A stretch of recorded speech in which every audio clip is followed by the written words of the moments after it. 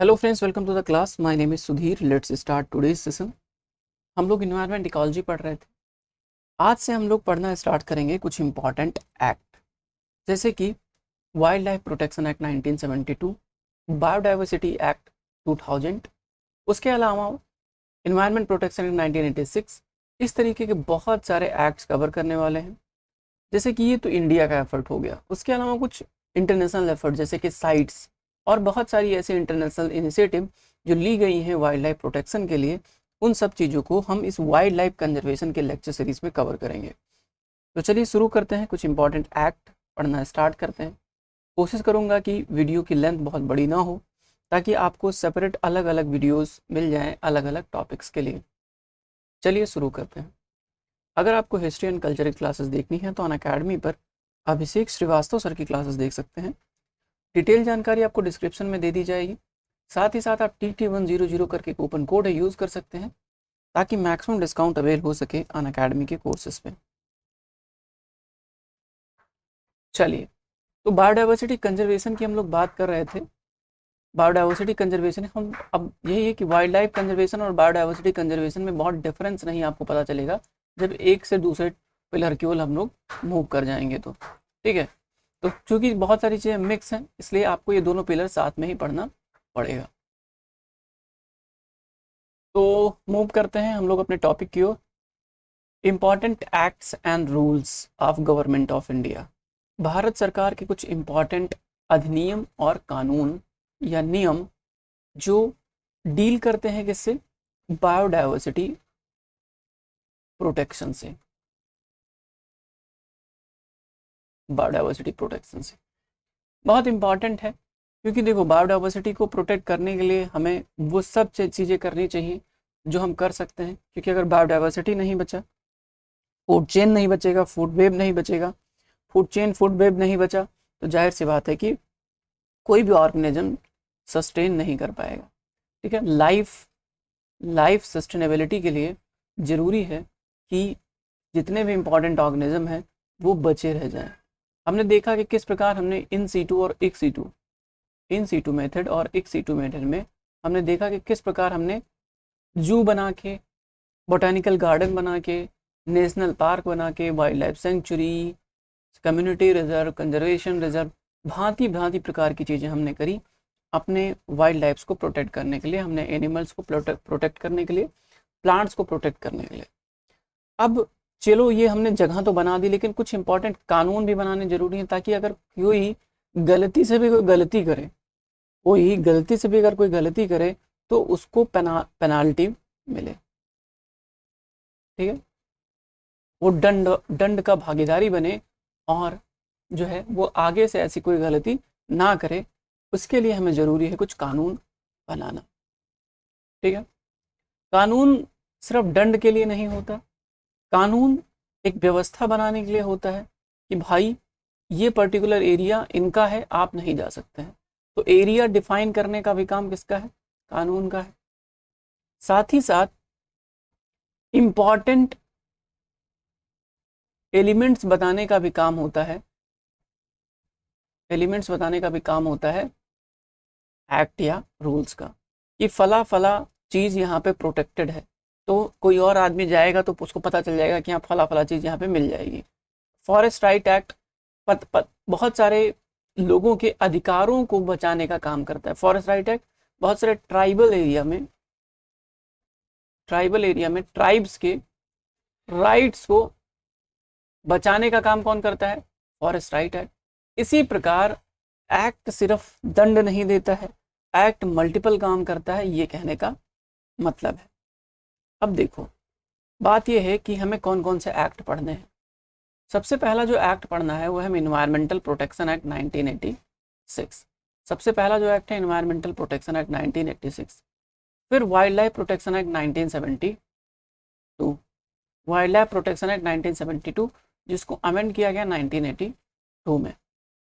फिर आता है फॉरेस्ट कंजर्वेशन एक्ट 1980। ठीक है, उसके बाद बायोडाइवर्सिटी एक्ट 2000 में जैव विविधता अधिनियम आया था। डिटेल से समझेंगे जैव विविधता अधिनियम में क्या क्या बातें करी गई हैं। उसके अलावा जैव विविधता के लिए इंटरनेशनल एफर्ट का क्या किए गए हैं उसको भी हम लोग समझेंगे। फिर 2006 में आता है forest rights act.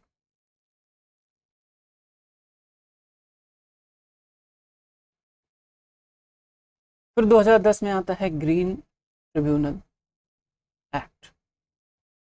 Green tribunal act, green tribunal act के बारे में मैंने आपको पहले भी बताया हुआ है, तो इतना ज़रूरी नहीं कि आपको बहुत सारी बात पता ना हो ग्रीन ट्रिब्यूनल्स के बारे में, लेकिन फिर भी अब चीज़ें रिवाइज हो जाएंगी। उसके बाद हम लोग पढ़ेंगे कोस्टल रेगुलेशन जोन में जो 2011 की जो रूल थी, उसके बाद सैलिस नायक कमेटी ने कोस्टल रेगुलेशन को लेकर कुछ इंपॉर्टेंट रिकमेंडेशन किए, उसको समझेंगे कि उन्होंने क्या रिकमेंड किया। तो ये टोटल चीज़ें हमें पढ़नी है। ये है नेशनल लेवल पे। हमें कुछ चीज़ें इंटरनेशनल लेवल पे भी समझनी होगी, क्योंकि इंटरनेशनल को कंप्लाई करने के लिए हम लोग क्या करते हैं, नेशनल लॉज बनाते हैं। ठीक है, नेशनल लॉज बनाते हैं। तो हमें पहले नेशनल सीख लेते हैं, फिर इंटरनेशनल सीख लेते हैं। ठीक है, और ये बहुत ज़्यादा इंपॉर्टेंट है। ये स्लाइड में जो डेट्स लिखे हुए हैं, ये डेट्स भी बहुत इंपॉर्टेंट है। ठीक है, इन्वायरमेंट प्रोटेक्शन एक्ट कब आया, 86 में आया। वाइल्ड लाइफ प्रोटेक्शन कब आया, 72 में आया। फॉरेस्ट एक्ट कब आया, 80 में आया। बायोडाइवर्सिटी कब आया, 2000 में आया। फॉरेस्ट राइट एक्ट कब आया, 6 में आया। ठीक है, ट्रिब्यूनल कब आया, 10 में आया। ये सब याद रखना आप, इसलिए मोदी जी कह रहे हैं कि यूपीएससी क्लियर करना है तो ये पढ़ना है। ठीक है, चलो मूव करते हैं। सबसे पहला इन्वायरमेंटल प्रोटेक्शन एक्ट 1986 के ऊपर। पर्यावरण संरक्षण अधिनियम 1986। पर्यावरण संरक्षण अधिनियम 1986 क्या बात करता है भाई? पर्यावरण संरक्षण अधिनियम 1986 सबसे इम्पॉर्टेंट चीज़ जो है इन्वायरमेंट प्रोटेक्शन एक्ट 1986 के बारे में, वो ये है कि ये पॉल्यूशन के सभी रूपों से निपटने का काम करता है। ये सिर्फ एयर पॉल्यूशन या नॉइस पॉल्यूशन या वाटर पॉल्यूशन, ऐसा किसी एक सिंगल पर्यावरण प्रदूषण से निपटने का नहीं, बल्कि सभी प्रकार के पर्यावरण के सभी प्रारूपों से निपटने का काम करता है। निपटने के लिए सेंट्रल गवर्नमेंट को पावर देता है। साथ ही साथ ये कहता है कि एक अथॉरिटी स्थापित कीजिए, अथॉरिटी स्थापित कीजिए जो इन्वायरमेंटल प्रोटेक्शन से रिलेटेड मैटर्स को डील करे। ठीक, कहानी कैसे स्टार्ट हुई 1986 की? देखो, शुरुआत में आपको पता होगा कि 1972 में 1972 में एक सम्मेलन हुआ था इंटरनेशनल लेवल पे, जिसका नाम है स्टॉकहोम सम्मेलन। स्टॉकहोम सम्मेलन, ठीक है, ये हुआ था स्टॉकहोम में। कब हुआ था? 1972 में। स्टॉकहोम में जो बातें कही गई थी, उसी को फुलफिल करने के लिए इन्वायरमेंटल प्रोटेक्शन एक्ट 1986 लेके आया गया। ठीक है, 1986 लेके आया गया। यानी कि कह सकते हैं कि स्टॉकहोम सम्मेलन को इफेक्टिव बनाने के लिए भारत सरकार इन्वायरमेंट प्रोटेक्शन एक्ट 1986 लेके आई। साथ ही साथ सिर्फ यही मसला नहीं, यही एक इशू नहीं था कि सिर्फ इसको ही प्रोटेक्ट करना, इसके ही चीज़ों को प्रभावी करना है। संविधान की कुछ बातें हैं जिसको कंप्लाई करने के लिए गवर्नमेंट ऐसे ऐसे एक्ट्स लेके आती है। आपको पता होगा कि आर्टिकल 253 253 यहाँ पे लिखा नहीं हुआ है। आर्टिकल 253 आर्टिकल 253 कहता है कि इंटरनेशनल समझौतों को प्रभावी बनाने के लिए जो सरकारें हैं वो कानून बनाएंगी। क्या लिखा हुआ है? लाइन एकदम एग्जैक्ट कैसे लिखा है? ये जो आर्टिकल 253 है वो कहता है कि जो अंतर्राष्ट्रीय समझौतों को प्रभावी करने के लिए कानून बनाने का प्रावधान करती है। अंतर्राष्ट्रीय जो समझौते हैं उनको प्रभावी करने के लिए आप कानून बनाइए। तो इसको यानी कि आर्टिकल 253 को कंप्लाई करने के लिए हमको क्या बनाना था? इन्वायरमेंटल प्रोटेक्शन एक्ट बनाना पड़ा। ठीक है, क्यों बनाना पड़ा? क्योंकि स्टॉकहोम को प्रभावी करना था। ठीक है, इसलिए हमने 253 की बात मानी और एक कानून बनाए। ठीक, दूसरी बात, आर्टिकल कौन है? आर्टिकल 48 का ए है, 48 का ए। ये क्या बात कहता है? ये कहता है राज्य पर्यावरण की रक्षा, सुधार तथा देश की वनों और वाइल्ड लाइफ की रक्षा के लिए एफर्ट करेगा, प्रयास करेगा। ठीक है,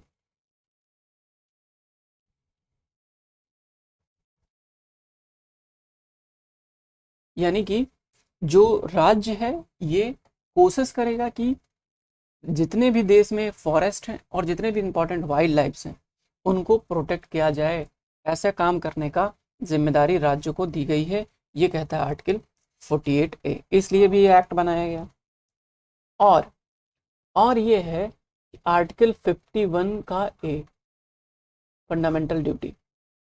ये क्या कहता है कि इसमें प्रावधान है कि प्रत्येक जो सिटीजन है वो इन्वायरमेंट की रक्षा करेगा, ऐसा प्रावधान है 51A में। ठीक है, तो जब ये 51A कहता है कि सभी सिटीजन्स की ये जिम्मेवारी है कि इन्वायरमेंट को प्रोटेक्ट करें, यानी इसका दूसरा पहलू क्या है कि कोई भी सिटीजन इन्वायरमेंट को नुकसान करने का हिम्मत नहीं करेगा या नहीं करना चाहिए। अगर वो करता है तो इन्वायरमेंटल प्रोटेक्शन एक्ट के तहत जो है सिटीजन सूट कर दिया जाएगा, मतलब उनकी गिरफ्तारी कर ली जाएगी। इसीलिए चंदन की लकड़ी का अगर आप स्मगलिंग करते हैं तो पकड़ लिया जाता है। क्या वो जो है ना पुष्पराज, साला झुकेगा नहीं, तो वो झुकेगा। क्यों झुकेगा? क्योंकि इन्वायरमेंटल प्रोटेक्शन एक्ट कहता है कि झुको। क्यों? क्योंकि आपने स्मगलिंग करी है। ठीक है, तो इसलिए बात समझनी पड़ेगी कि हमें कुछ जिम्मेदारी की गई है संवैधानिक तौर पे, उस जिम्मेदारी को फॉलो करवाने के लिए हम एक्ट लेके आते हैं, और एक्ट है इन्वायरमेंट के संदर्भ में इन्वायरमेंटल प्रोटेक्शन एक्ट 1986। ये बहुत वृहद एक्ट है, ये बहुत छोटा एक्ट नहीं, बहुत बड़ा एक्ट है। बहुत सारी बातें इस एक्ट में लिखी गई हैं जो डे टू डे लाइफ में आपको दिखती रहती होंगी। जैसे कि आप इन्वायरमेंट को नुकसान नहीं कर सकते, आप किसी ऐसे अचानक से उठे और पेड़ की कटाई नहीं कर सकते हैं आप। ये जो एक्ट है ये पूरे देश में लागू है। ये जब एक्ट आया था तो जम्मू कश्मीर अलग था, ठीक है, फुल स्टेट का दर्जा था, अब तो यूटी बना दिया गया। तो जब ये एक्ट आया हुआ था तो जम्मू कश्मीर उस टाइम जम्मू कश्मीर पर भी इसको लागू किया गया था, इन्वायरमेंटल प्रोटेक्शन एक्ट को। तो लगभग एक्ट क्या होते थे कि जम्मू कश्मीर पर लागू नहीं होते थे, लेकिन ये वाला एक्ट जो था वो जम्मू कश्मीर पर भी लागू था उस वक्त। बात कर लेते हैं कुछ इंपॉर्टेंट प्रोविजंस की। ये एक बहुत सेंट्रलाइज्ड एक्ट है जिसमें सेंट्रल गवर्नमेंट को ही लगभग पावर, सारी पावर लगभग सेंट्रल गवर्नमेंट को दे दी गई। इसमें सेंट्रल गवर्नमेंट पूरा पावर पाता है प्रोटेक्ट करने के लिए या और इम्प्रूव करने के लिए क्वालिटी ऑफ इन्वायरमेंट, इन्वायरमेंट की क्वालिटी और उसको प्रोटेक्ट करने का पूरा पावर पाता है सेंट्रल गवर्नमेंट। इसी के तहत सेंट्रल गवर्नमेंट बहुत सारी ऐसी चीज़ें करता है जो इन्वायरमेंट को बचा सके। जैसे कि आपने सुना होगा कि कैपिंग कर दी जाती है, कैपिंग इसकी कार्बन डाइऑक्साइड के इमिशन की। सपोज करो कि दिल्ली मेट्रो है, तो दिल्ली मेट्रो को सपोज करो कि 100 unit carbon dioxide daily emit करने का कैपिंग है। तो ये जो 100 यूनिट का कैपिंग कर दी है सेंट्रल गवर्नमेंट, ये पावर कहाँ से मिलता है? ये पावर देता है इन्वायरमेंटल प्रोटेक्शन एक्ट 1986। उसके अलावा बहुत सारी लेबॉर्ट्री स्थापित करने का, लैब्स स्थापित करने का जो पावर है वो सेंट्रल गवर्नमेंट यहीं से स्थापित करती है। उसके अलावा गवर्नमेंट एनालिस्ट नियुक्त करती है, हवा, पानी, मिट्टी और अदर चीज़ों का अगर एक विश्लेषण करना है तो एक सरकारी विश्लेषक की नियुक्ति कर सकती है। साथ ही साथ दंड कर सकती है, दंड पेनाल्टी लगा सकती है सेंट्रल गवर्नमेंट। कितने साल का? 5 साल का या 1 लाख रुपए या दोनों। ये जो है सेंट्रल गवर्नमेंट इस प्रकार की पेनाल्टी लगा सकती है। अगर कोई कंपनी किसी प्रकार का अगर ऑफेंस करती है तो जब तक पूरी तरीके से कोर्ट फैसला नहीं दे देता है तब तक कंपनी को ही दोषी माना जाएगा। यह बात भी ये एक्ट कहता है। ठीक है, चलिए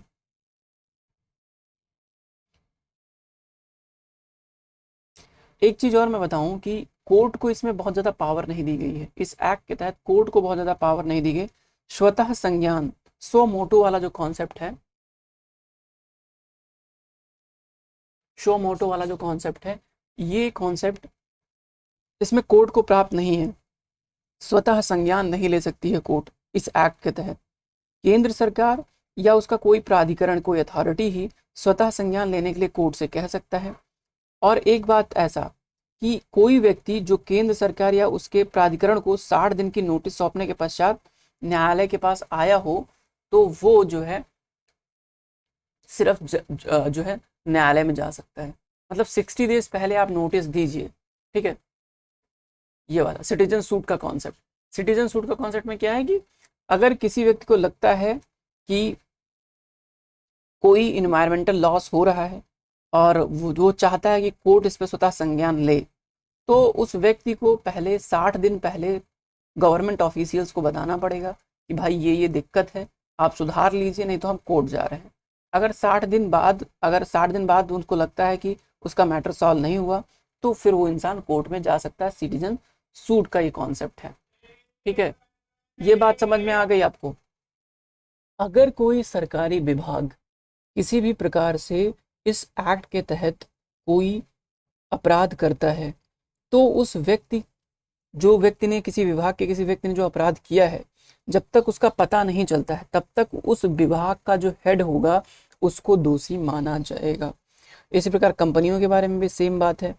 ये बात हमने कर ली।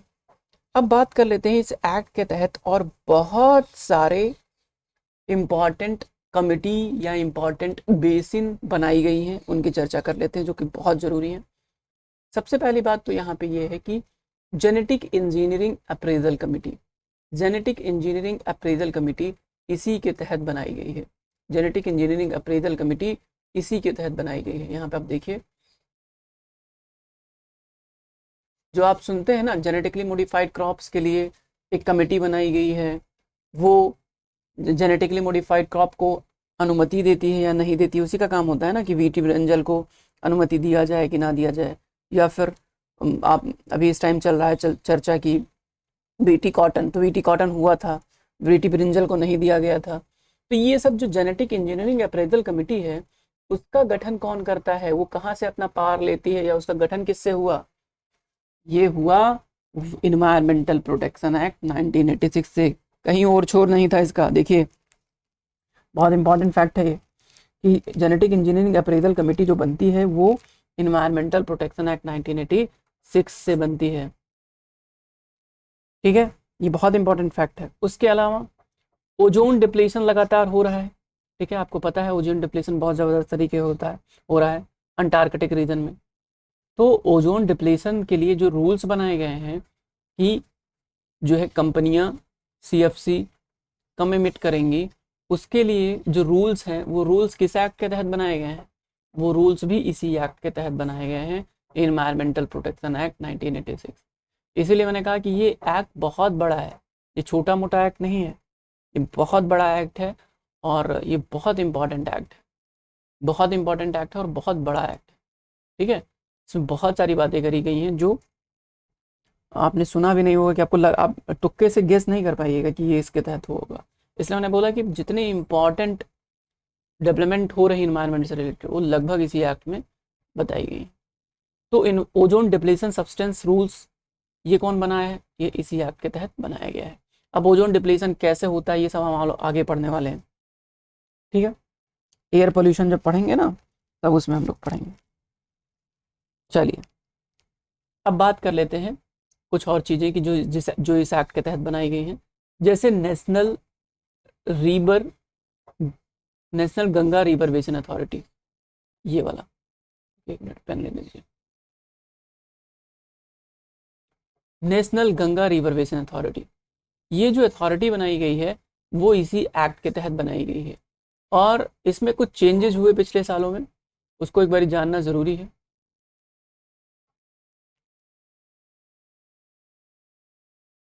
यहाँ पे एक मिनट, जस्ट अ सेकेंड। देखिए, national Ganga river basin authority अभी हाल फिलहाल में इसमें कुछ चेंज किया गया था, जिसको हम लोग चर्चा कर लेते हैं।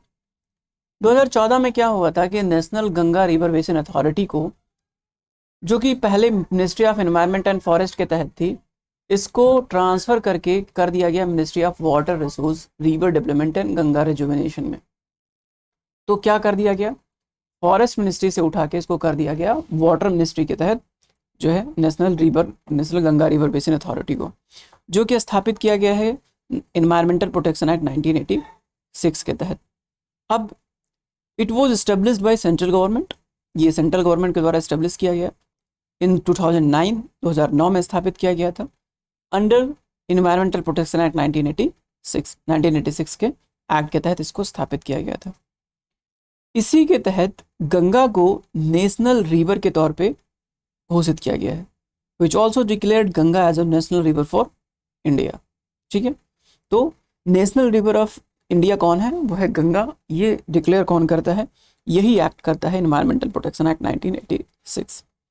इसके हेड कौन होते हैं, इसके हेड होते हैं पीएम, प्रधानमंत्री इसके हेड होते हैं। पीएम प्रधानमंत्री इसके हेड होते हैं।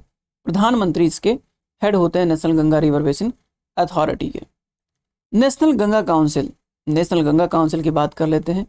नेशनल गंगा काउंसिल, अभी ये जो national Ganga river basin authority था, इसी को रिप्लेस करके बनाया गया है जो है नेशनल जो है गंगा काउंसिल। तो national Ganga river basin authority को भी अब हटा दिया गया, इसको रिप्लेस कर दिया गया किससे, नेशनल गंगा काउंसिल से। तो इसके अध्यक्ष कौन होंगे, पीएम ही इसके अध्यक्ष होंगे। और ये किस एक्ट के तहत बनाया गया है, इन्वायरमेंटल प्रोटेक्शन एक्ट 1986 के तहत बनाया गया है। ठीक है, तो ये बात आप समझिए, बहुत इंपॉर्टेंट एक्ट है, इसलिए बहुत डिटेल से बहुत रुक रुक के डिस्कस कर रहे हैं इसमें। ये किस एक्ट के तहत बनाया गया है, ये बनाया गया है जिस एक्ट के तहत, उसका नाम है इन्वायरमेंटल प्रोटेक्शन एक्ट 1986। पहला मीटिंग अभी हुआ था, कब हुआ था, कहाँ हुआ था, ये हुआ था कानपुर में। आपको बताना है कमेंट सेक्शन में कहाँ पे हुआ है। ठीक है, माफ कीजिए, कब हुआ है, कहाँ पे हुआ, कानपुर में हुआ है। कब हुआ है ये आपको बताना है, पहला गंगा काउंसिल का मीटिंग। ठीक है, और ये रिप्लेस कर दिया गया national Ganga river basin authority से। तो ये बात हो गई हमारी डन जो है गंगा काउंसिल के बारे में। अब आप कुछ क्वेश्चन सॉल्व कीजिए और मुझे जवाब देने की कोशिश कीजिए। पहला क्वेश्चन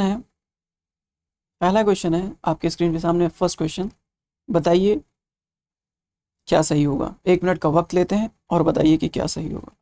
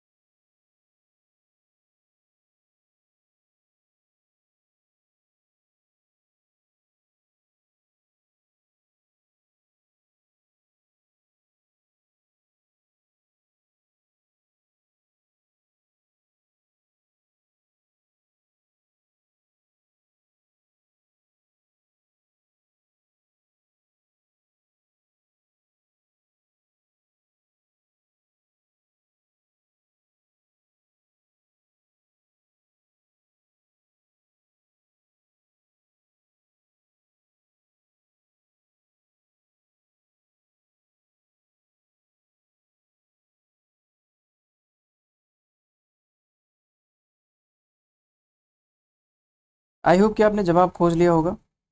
बहुत सिंपल सा क्वेश्चन था, आई होप कि आपने जवाब खोज लिया होगा। Genetic engineering appraisal committee is constituted under, जो जेनेटिक इंजीनियरिंग अप्रेजल कमेटी है किस एक्ट के अंतर्गत जो है बनाई गई है। बहुत सिंपल सा क्वेश्चन था जो हमने बात की, एनवायरमेंटल प्रोटेक्शन एक्ट 1986। मैंने आपको पहले बताया कि एनवायरमेंटल प्रोटेक्शन एक्ट 1986 के तहत जेनेटिक इंजीनियरिंग अप्रेजल कमेटी बनाई जाती है। ठीक है, ठीक, ये यहाँ पे।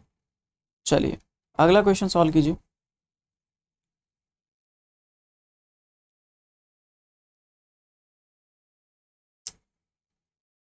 यहाँ पे गलत लिखा हुआ है, यहाँ पे गलत दिया हुआ है। ठीक है, थोड़ा सा ये ऑप्शन डी टिक हो गया है, ऑप्शन डी नहीं है, ऑप्शन सी है। इन्वायरमेंटल प्रोटेक्शन एक्ट 1986 एक वैधानिक बॉडी है जो बनाई गई है इस एक्ट के तहत, क्या काम करती है? रूल्स बनाती है, manufacture, use, import, export, store of hazards micro organism या जेनेटिक इंजीनियरिंग ऑर्गेनिज्म और सेल्स। तो इसको ये मैनेज करती है और रिनेम किया गया था इसको 2010 में। फंक्शन करती है under ministry of environment and forest. जो ये जेनेटिक इंजीनियरिंग अप्रेजल कमेटी है, ये ministry of environment and forest के तहत काम करती है। चलिए, गंगा रिजर्वेशन के बारे में हमने पढ़ ही लिया था, ठीक है, ओके। तो ये बात हो गई हमारी डन। अब आते हैं हम लौट के अपने टॉपिक पे।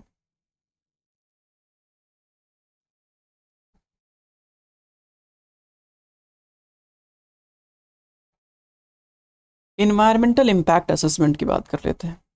इन्वायरमेंटल इम्पैक्ट असेसमेंट क्या चीज़ है भाई? इन्वायरमेंटल इम्पैक्ट असेसमेंट ये है कि आप सपोज करो कि कोई एक एरिया है, इस एरिया में आपको कोई इंडस्ट्री लगाना है, ठीक है, कोई इंडस्ट्री लगाना है। अब इंडस्ट्री लगाने के कारण से इन्वायरमेंट पर क्या प्रभाव पड़ेगा,